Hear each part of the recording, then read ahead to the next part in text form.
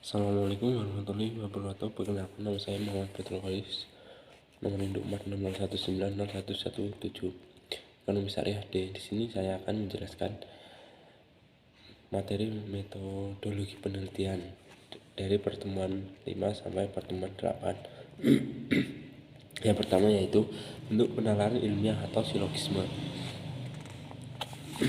Silogisme yaitu suatu bentuk penarikan, kesimpulan, serta deduktif dan tak langsung.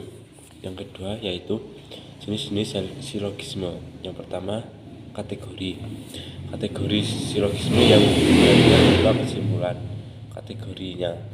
Yang kedua, hipotesis, argumen yang premisnya berupa proposisi hipotetik, sedangkan premis minornya yaitu proposisi kategorik yang menetapkan atau mengingkari. Yang ketiga yaitu alternatif yang dijelaskan terdiri premis mayor yang proporsional. Alternatif yang keempat yaitu disjungtif. Di sini premisnya keputusan disjungtif dan premis minornya keputusan kategoriknya yang mengakui atau mengingkari salah satu alternatif. Yang kelima, entimen. Di sini entimen dijelaskan jarang ditemukan dalam kehidupan sehari-hari. Yang keenam, analogi membandingkan dua hal yang memiliki sifat sama, seperti contoh atlet berolahraga dengan giat untuk memperkuat fisiknya. Nah, selanjutnya yaitu materi 6, pendekatan kualitatif. Di sini kualitatif dijelaskan sebuah pemikiran yang mendalam atau induktif, kompetensi peneliti kualitatif. Metode penelitian kualitatif adalah sebuah cara untuk menentukan pemahaman secara mendalam pada permasalahan untuk yang naturistik karena dilakukan pada kondisi ilmiah. Kompetensi penelitian kualitatif ada beberapa contoh. Yang pertama yaitu memiliki kepekaan, menggali sumber data, menghasilkan temuan yang unik. Ada beberapa penelitian dengan pendekatan kualitatif. Di sini ada yang dijelaskan beberapa contoh. Atau yang pertama, untuk memahami makna di balik data. Yang kedua, untuk memahami perasaan orang. Yang ketiga, untuk memastikan kebenaran data, dan lain-lain. Selanjutnya yaitu karakteristik penelitian kualitatif. Yang pertama, partisipan diutamakan untuk penelitian kualitatif. Yang kedua, tujuan lebih mendalam. Yang ketiga, analisis data dari hasil. Kekurangan penelitian kualitatif.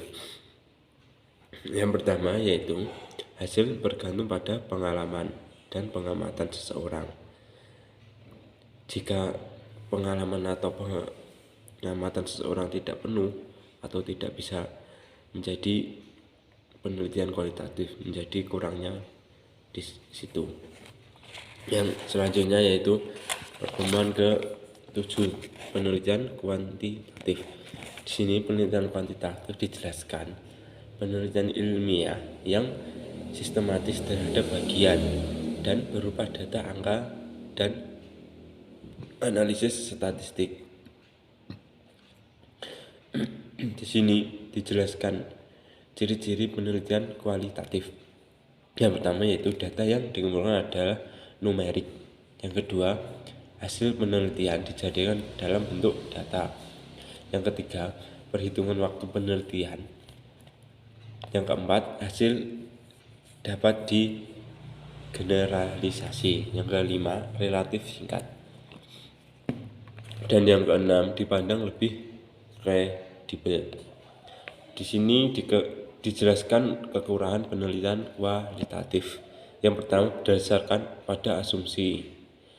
Yang kedua, asumsi yang tidak sesuai dengan realita, mengakibatkan penyesatan info atau tempat tersebut. Yang ketiga, data harus berdistribusi normal dan hanya bisa dipakai untuk menganalisis data. Yang keempat, apabila sampel sedikit, maka tidak dapat digunakan untuk menganalisis. Selanjutnya, metode kualitatif digunakan apabila yang pertama, bila masalah merupakan titik tolak.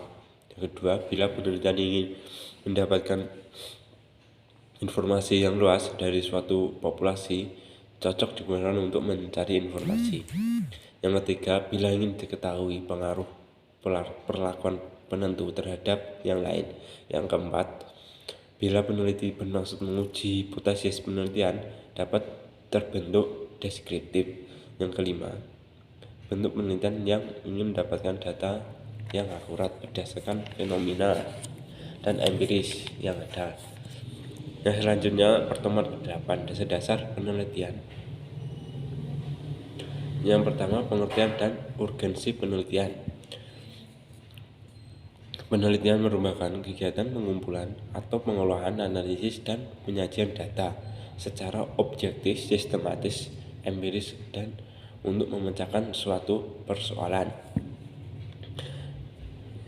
B. Jenis-jenis penelitian ilmiah. Yang pertama, eksperimen. Yang kedua, deskriptif. Ketiga, evaluasi. Tiga, simulasi, dan seterusnya. C. Tahap-tahap penelitian ilmiah. 1. Penelitian ilmiah kualitatif. Yang pertama, penentuan masalah. Yang kedua, latar belakang masalah, perumusan, identifikasi masalah, dan seterusnya.